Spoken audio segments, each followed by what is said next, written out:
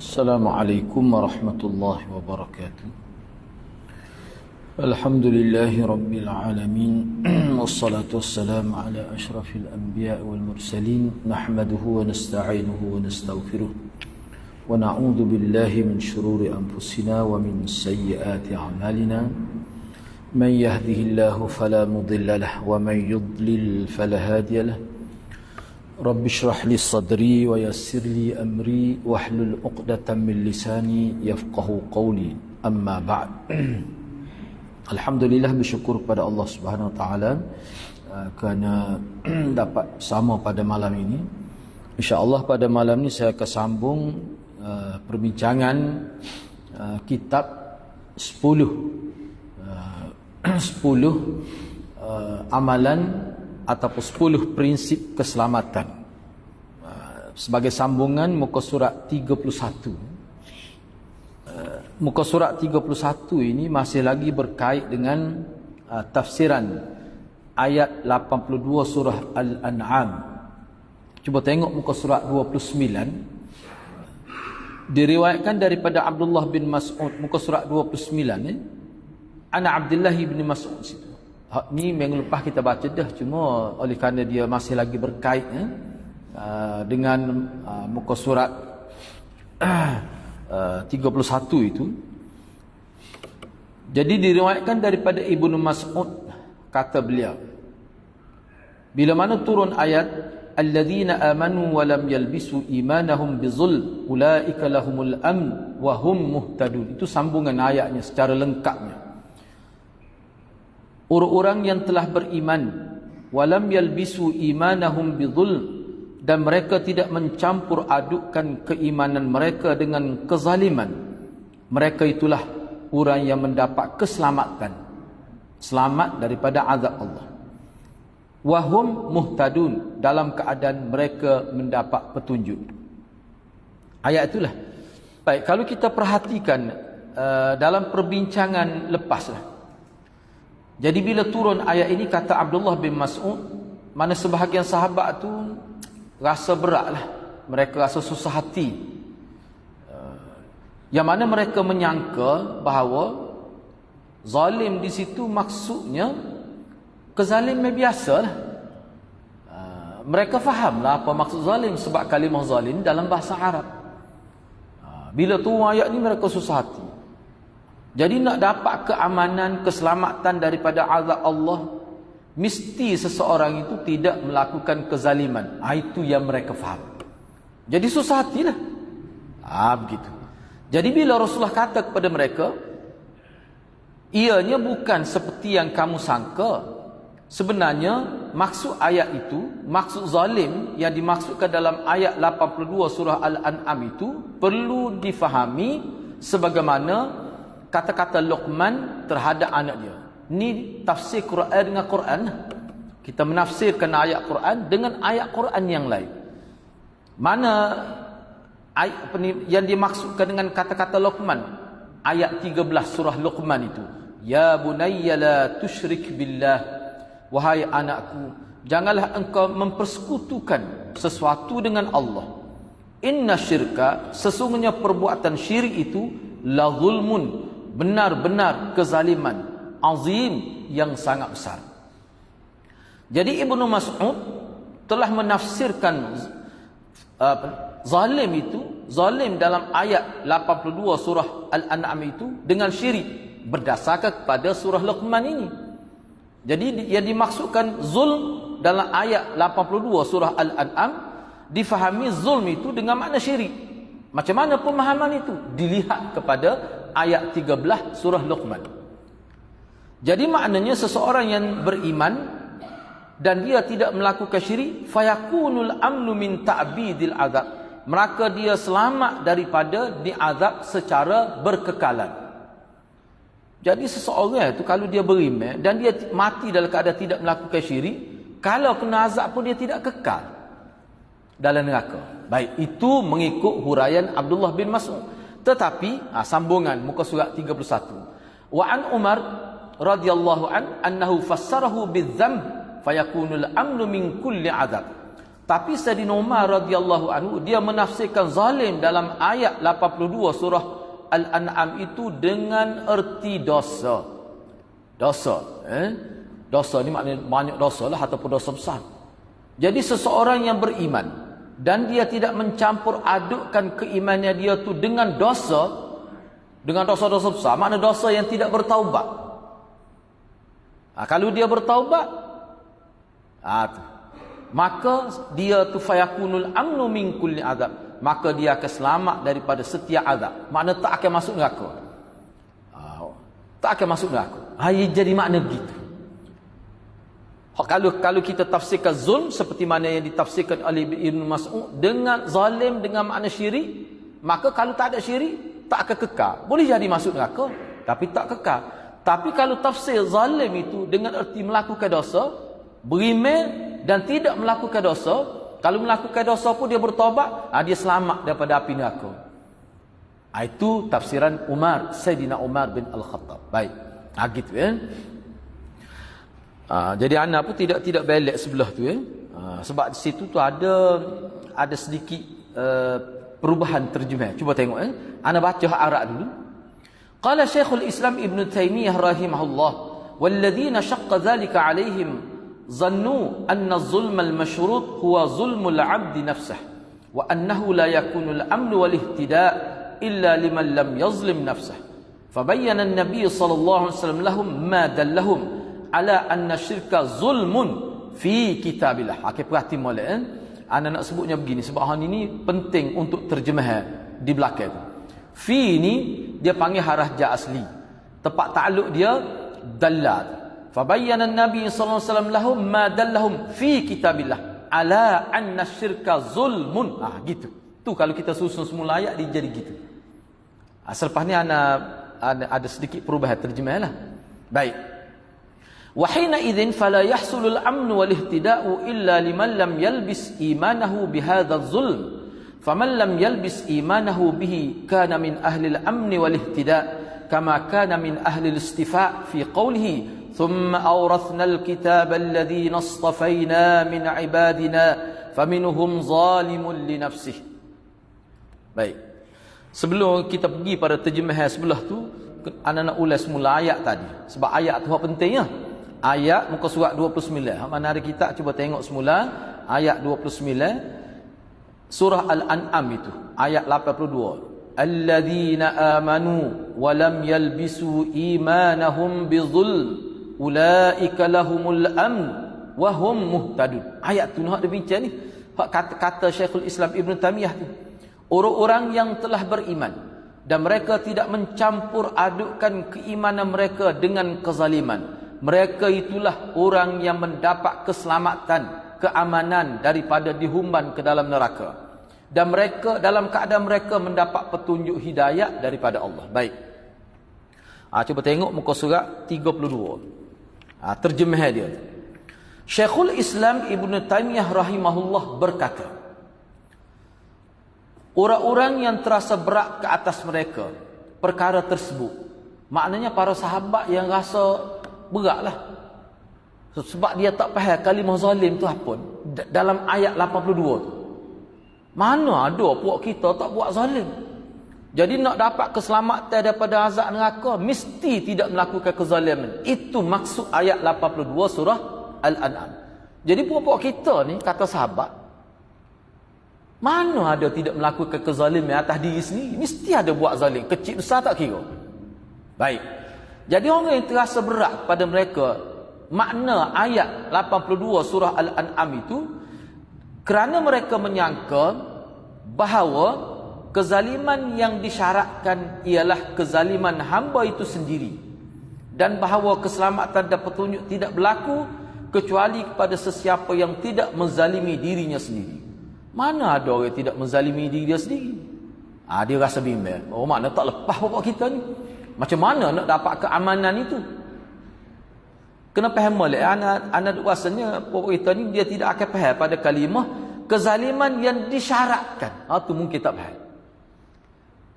Dia sebenarnya ayat ni, cuba perhati semula ayat ni. Kena faham molek sebab kita nak bincang ni ayat Quran. Cuba perhati molek. Ni anak nak sebut dari sudut bahasa.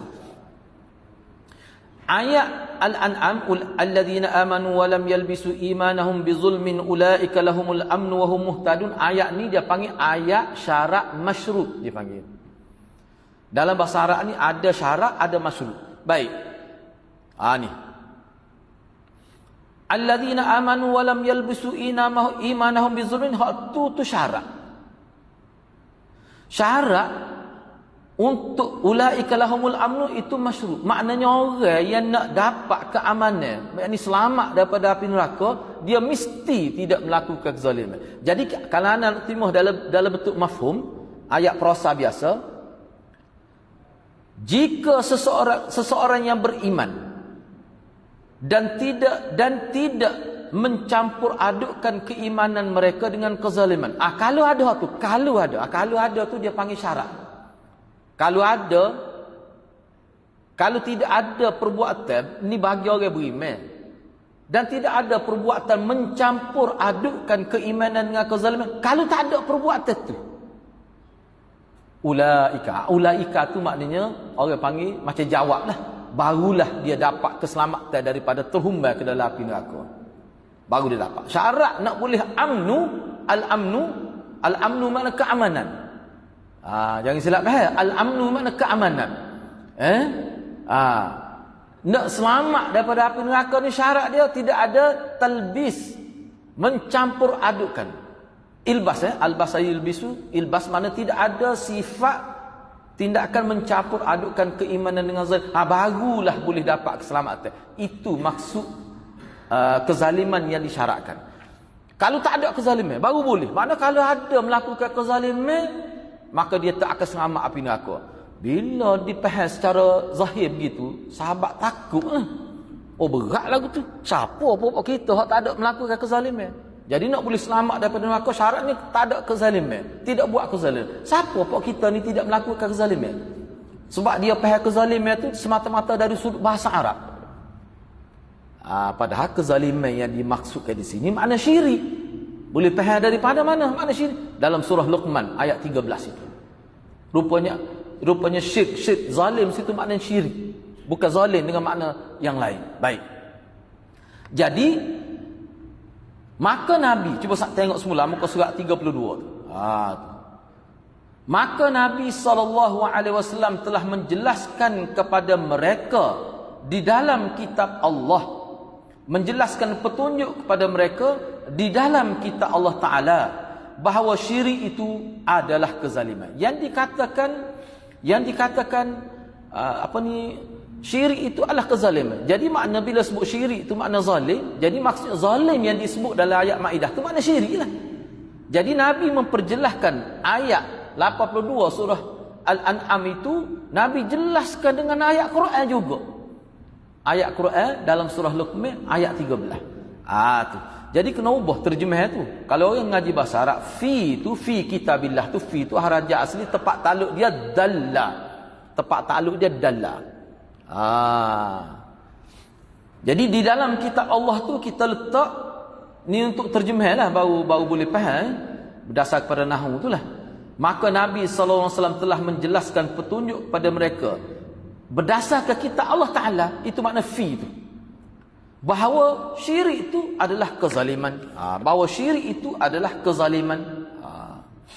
Itu maksud dia. Jadi maksudnya, kalau kita faham ni, anak-anak perjelas sebelum itu. Jadi syirik ini, dia gini. Syirik ni perbuatan seseorang menyamakan Allah dengan makhluk. Tak kiralah walaupun penyamaan itu seberat debu.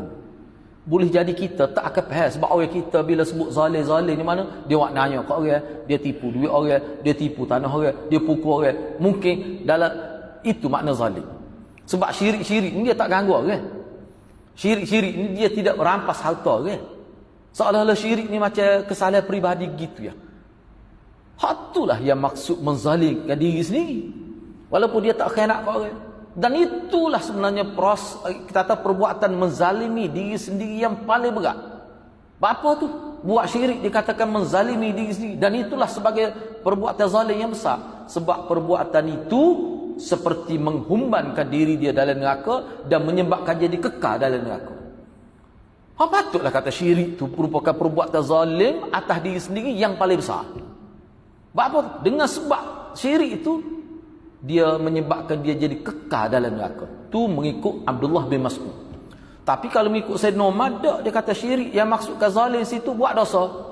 Jadi kalau pakar Sayyidina Umar tu, maknanya seseorang tu yang beriman tapi dia banyak buat dosa, ini kalau mengikut Sayyidina Umar lah, maka dia tu akan selamat kalau dia tidak buat dosa. Maksudnya beriman tapi dia tidak campur adukkan keimanan dengan dosa. Tu kalau mengikut tafsir Sayyidina Umar, maka tak kenalah azab dia tu, mana tak masuk neraka lah di hari akhirat.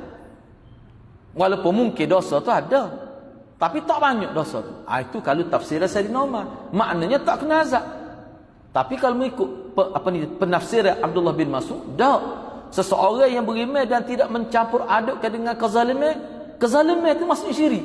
Boleh jadi dia masuk neraka tapi tak kekal. Itu tafsiran Abdullah bin Mas'ud. Kenapa hal tu? Baik. Gitu kan. Cuba tengok terjemahan lagi muka surat 32. Jadi maknanya Nabi sendiri menafsirkan ayat Quran dengan Quran. Tu tafsir yang paling tinggi lah.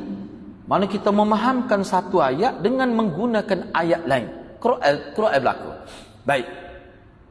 Pada waktu itu, keselamatan dan petunjuk tidak berlaku. Itulah ulaika lahumul amnu wa hum muhtadun. Mana orang yang berjaya menjaga keimanan dia dengan baik, mana iman yang betul-betul subur sehingga dia tak buat dosa. Apakah dosa syirik? Dosa biasa pun tak buat. Dosa syirik ni jauh lah. Itulah orang-orang lagu itulah yang akan dapat keselamatan daripada terhumbai ke dalam neraka, dan orang itulah yang dikatakan orang yang diberi petunjuk oleh Allah. Jadi nak dapat keselamatan dan petunjuk, mestilah seseorang itu tidak mencampur adukkan keimanan dengan kezaliman. Sama ada zalim itu makna syirik seperti mana disebut oleh Abdullah bin Mas'ud, ataupun zalim itu dengan makna dosa-dosa seperti mana ditafsirkan oleh Sayyidina Umar. Tak kira lah. Maka sesiapa yang tidak mencampurkan imannya dengan kezaliman itu, dia termasuk dalam kalangan ahli yang selamat, yakni orang yang selamat dan beroleh petunjuk daripada Allah. Sebagaimana berlaku kepada orang yang terpilih. Ni ayat lain. Ni ayat dalam firman Allah ni. Ni. Cuba tengok muka surat 31 tu. Cuba kita perhati ayat ni, kita tadabbur secara ringkas. Ayat muka surat 31. Sebagaimana berlaku kepada orang-orang yang terpilih. Allah pilih. Allah pilih. Ini bukan maksud Nabi ni.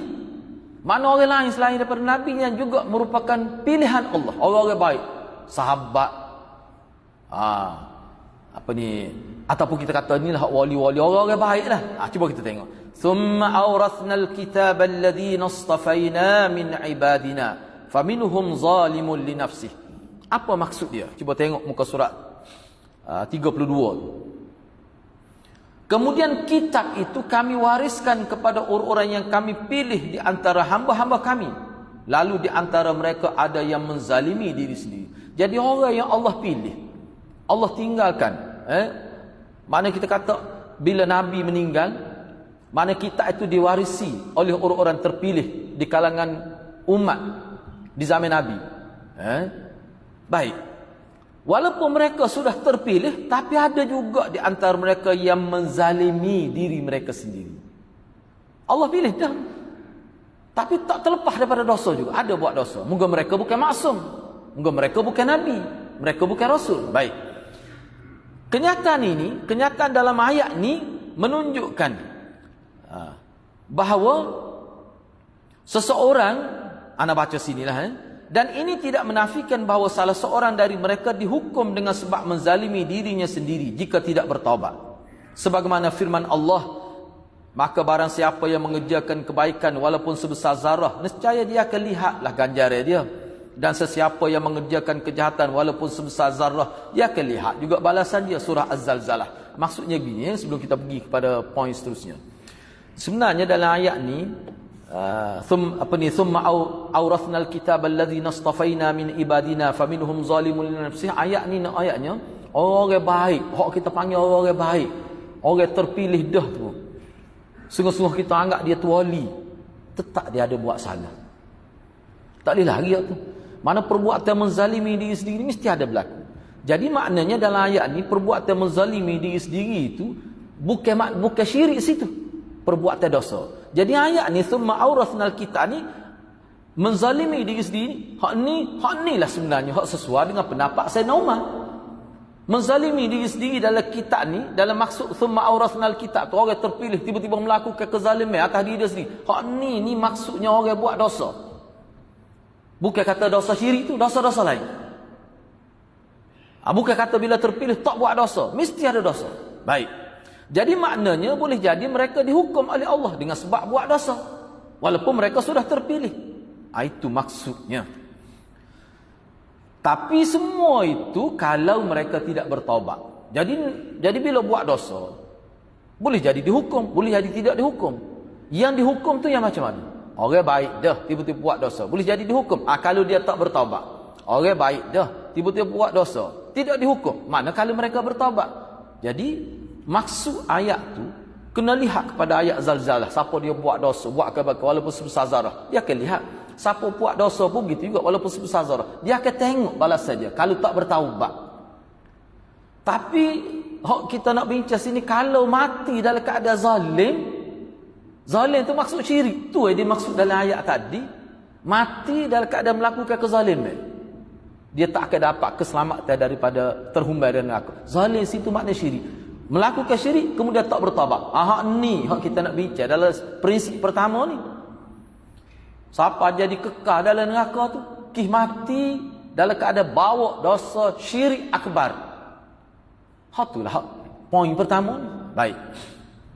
Kemudian seterusnya, cuba tengok muka surat 33, muka surat 33. Sebab tu hati-hati, kena jaga sangat diri kita dari sudut akidah. Jangan buat syirik walaupun syirik kecil, apatah lagi syirik besar. Jadi kalau ulama duk bincang kata perbuatan ni boleh membawa pada syirik, tak usah buat lalu tu. Sebab apa? Tak untung sikit kabut kita kalau buat. Bahkan kalau perhatikan perbuatan yang mana ulama kata syirik, perbuatan tu tak perlu pun. Misalnya tawassul. Pergi bertawassul dengan orang mati di kubur tu, ulama kata boleh membawa pada syirik. Baik, kalau kita tolak tawassul tu, berlambak lagi tawassul lain hak disyariatkan. Banyak lagi tawassul lain. Tawassul dengan amalan, tawassul dengan kita kata sebut nama-nama Allah. Bila nak berdoa tu sebut nama-nama Allah. Hak tu tawassul yang disyariatkan. Minta orang-orang soleh hak masih hidup doa untuk kita. Hak tu tawassul yang disyariatkan. Banyak lagi tawassul yang menepati syariat. Buat hak tu lah. Tak usah buat tawassul yang ulama kata syirik. Tak usah buat. Tak ada untung pun. Baik, seterusnya. Waqad sa'ala Abu Bakr radhiyallahu anhu an-nabiy sallallahu alaihi wasallam an dhalik. Faqala ya Rasulullah wa ayyuna lam ya'mal su'an. Faqala ya Abu Bakr alasta tansab, alasta tahzan, alasta tusibuka al-la'awa. Tu al-la'awa. Tu tusibuka al-la'awa. Fadhalika ma tujzauna bih. Fabayyana anna al-mu'min. Okey, baik, kita tengok tu dulu. Cuba tengok muka surat 34. Dan Abu Bakar radhiyallahu anhu telah bertanya kepada Nabi sallallahu alaihi wasallam tentangnya, tentang ayat tadilah. Sayyidina Bakar pun tanya juga berkenaan dengan ayat 82 surah Al-An'am tadi. Tu orang yang selamat ni orang beriman dan tidak mencampur adukkan iman dia dengan kezaliman. Sayyidina Bakar pernah tanya juga betul. Wahai Rasulullah, siapakah di antara kami yang tidak melakukan keburukan? Siapa pokok kita tak buat dosa? Maknanya berat benar tu ayat tu. Pokok kita ni beriman belakang dah. Saya nak bakar pun tak faham juga pada mereka awal. Tu. Maka Nabi pun kata, wahai Abu Bakar. Lalu baginda bersabda, wahai Abu Bakar, adakah engkau tidak merasa kepenatan? Adakah engkau tidak merasa sedih? Adakah engkau tidak ditimpa kesepitan hidup? Maka kamu semua dibalas di sini. Jadi kalau anda terjemah ni, maksudnya kamu akan diberi ganjaran dengan sebab perkara itu. Mana diberi ganjaran lah. Mana setiap perkara yang kita rasa penat beramal, tu ada nilai tu. Dia gini, anda nak sebut di sini. Kita setengah orang tu bila dia semaya mudah saja, ringan saja. Tak ada berat lah. Setengah orang nak semaya tu moga isteri sakit misalnya. Nak mari hujan lebat, nak mari di masjid. Lepas tu kena uruh anak. Kadang ada sejak nak mari masjid kena uruh dah anak. Sebab dia banyak masalah. Mana penat lah. Tapi mari juga. Dia pahala dia tidak sama dengan orang yang mudah saja. Anak pun tak ada, dia kata. Nak mari, pakai mari lalu. No. Lepas tu rumah dekat pula. Boleh pahala juga, tapi tak sebesar orang yang menghadapi kepenatan, kesusahan itu. Lepas tu tak ada ke kita ni berasa sedih kerana sesuatu yang menimpa? Tak ada ke kita ni hidup dalam kesusahan kerana tak cukup, kita kata makan, tak cukup minum dan sebagainya. Semua itu akan diberi ganjaran oleh Allah Subhanahu Wa Taala. Tak serusilah. Maknanya ke dia? Maknanya bawah tu dia ada huraian dia tu. Mana setiap penat lelah kita dalam beramal, sabar menghadapi musuh, semua tu ada nilai kebaikan yang akan diberi ganjaran oleh Allah. Okey, baik. Fabayyana, maka Nabi pun perjelaslah, fabayyana annal mu'min alladhi idza taba dakhala al-jannah qad yujza bisayyiati fid dunya bil masaib allati tusibu. Ni okey, kita baca dulu. Faman salima min ajnasiz zulm ats-tsalatsah kana lahul amnu at-tammu wal ihtida'u at-tammu wa man lam yaslim min zulmihi nafsah kana lahul amnu wal ihtida' mutlaqan bima'na annahu la budda an yadkhula al-jannah kama wu'ida bidzalika fil ayatil ukhra wa qad hadahu azza wa jalla ila as-siratil mustaqim alladhi takunu 'aqibatuhu fihi ila jannah wa yahsul lahu min naqsil amni wal ihtida' bihasabi ma naqasa min iman bizulmihi nafsah. Cuba kita tengok di sini. Maka Nabi telah menjelaskan bahawa orang mukmin bila mana dia bertaubat maka dia boleh masuk syurga. Sesungguhnya telah dibalas keburukannya di dunia dengan musibah-musibah yang menimpa. Ni ana ubah sikit terjemahan. Sesungguhnya mereka akan diberi ganjaran dengan sebab musibah-musibah yang menimpa mereka di dunia. Maknanya gini, maknanya kebaikan, kejahatan-kejahatan mereka buat tu boleh hilang dengan sebab musibah yang menimpa. Kalau dia sabarlah. Orang Islam ni hadap penghapusan dosa ni dia berlaku dengan dua sebab. Pertama sekali sebab taubat. Mana ada setengah-setengah amalan tu dia hanya hilang dengan taubat. Tak taubat tak hilang, dosa besar. Dosa besar ni khususnya yang berkait dengan menzalimi orang lain. Menzalimi orang lain. Dia ambil harta orang. Dia mencemarkan maruah orang. Dia fitnah. Ni tak ilah dengan ambil wuduk dengan sedekah tak ilah. Dia mesti melalui sistem taubat yang khusus. Itu satu. Yang kedua, ada setengah amalan, khususnya amalan yang tidak melibatkan orang lain. Kesalahan diri sendiri. Ni dia boleh hilang dengan melakukan sedekah. Melakukan amal-amalan tertentu. Melakukan kebaikan. Dia boleh hilang. Innal hasanat yudhibna sayyi'at. Misalnya. Setiap kebaikan yang kita buat ni dia boleh menghilangkan dosa-dosa kita buat. Dosa tu bukan melibatkan dosa dengan orang. Dosa kita sendiri. Dosa kita membazir waktu. Itu kan dia boleh hilang dengan waktu. Jadi maknanya di sini Nabi nak menjelas kepada kita setiap musibah yang menimpa, kematian, bencana yang berlaku, kesusahan yang dihadapi, semua tu kalau sabar dia boleh menghilangkan dosa-dosa yang dilakukan. Sebab itulah ulama kata sahabat Nabi kalau dia buat dosa boleh hilang dengan sebab peperangan, dengan sebab dia pergi perang, boleh hilang waktu dosa. Boleh hilang dengan sebab orang Islam daripada beribu tahun dah doa kebaikan kepada para sahabat. Boleh hilang dengan itu. Jasa-jasa mereka. Ni Islam siapa kita ni dah mesti melalui sahabat. Pada waktu dah boleh hilang dosa dia tu. Maka sesiapa yang selamat daripada tiga jenis kezaliman ini, dia memperolehi keamanan yang sempurna dan petunjuk yang sempurna. Sesiapa yang tidak selamat dari menzalimi dirinya sendiri, dia memperolehi keamanan dan kedamaian secara mutlak. Dengan makna bahawa dia pasti memasuki syurga sebagaimana dijanjikan sedemikian di dalam ayat yang lain. Allah Azza wa Jalla telah membimbingnya kepada jalan yang lurus yang kesannya adalah membawa ke syurga. Kurangnya keamanan dan petunjuk berlaku mengikut kekurangan keamanan dan petunjuk imannya kerana kezaliman diri dia sendiri. Maksudnya ke dia? Tiga perkara ni hadirat. Kita bincang dah sebelum ni. Kita bincang dah sebelum ni bahawa mana orang Islam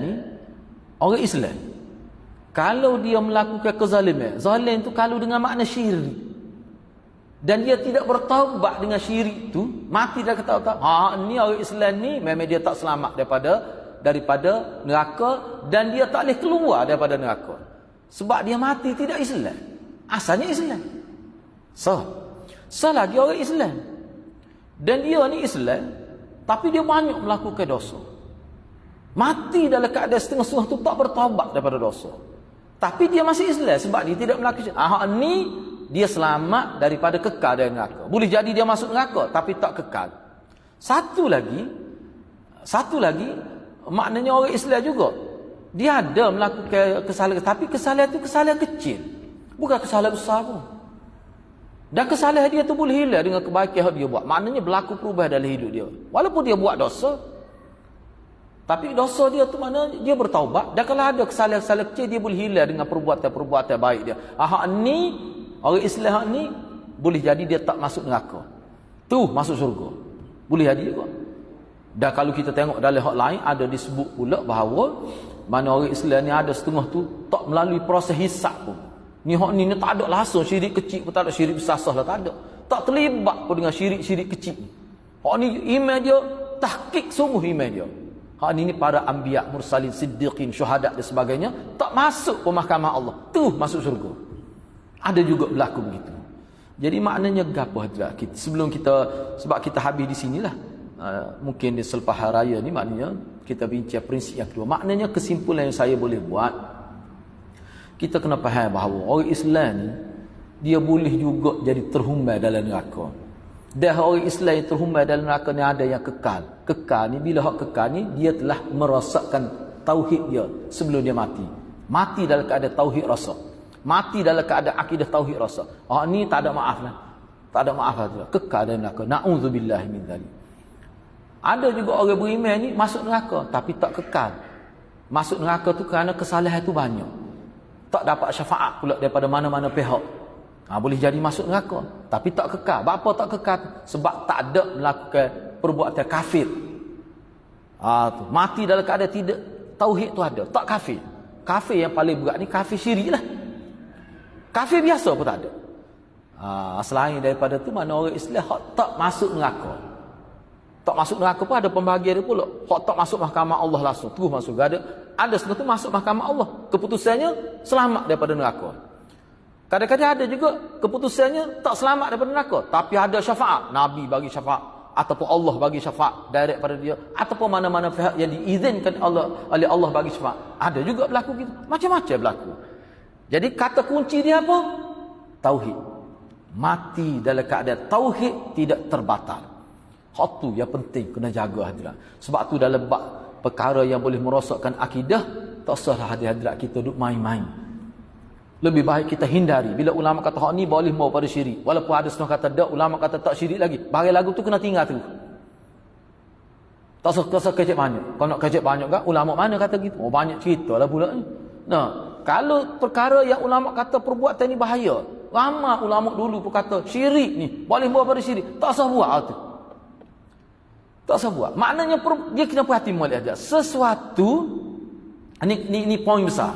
Akhir poin besar. Sesuatu yang mana seolah kita letaklah. Kalau sesuatu amalan tu berlaku khilaf, ada ulama kata syirik perbuatan ni, ataupun ulama kata perbuatan ni boleh membawa pada syirik. Ada juga ulama lain kata tak syirik lagi. Tentu perbuatan tu tak ada berlaku di zaman Nabi. Sahabat Nabi tak amal jenis lagu tu. Sahabat Nabi pun tak bui. Dia tentu, boleh kata tentu, sahabat tak buat tu amalan lagu tu. Kalau siapa keliru syirik ke? Kau tak syirik? Kau syirik ke? Perbuatan tu tak ada dilakukan oleh sahabat. Sebab sahabatnya bunyi syirik, dia lari sejauh-jauh. Jadi kalau kita ahli sunnah hak sengerti, sesuatu yang ulama kata syirik ni, kita akan lari sejauh-jauh. Tak sagirkan. Selamat kita insya-Allah. Jadi begitulah hadirat. Mudah-mudahan Allah berkati kita semua. Aku qauli hadza wa astaghfirullahal azim li wa lakum. Wassalamu alaikum warahmatullahi wabarakatuh.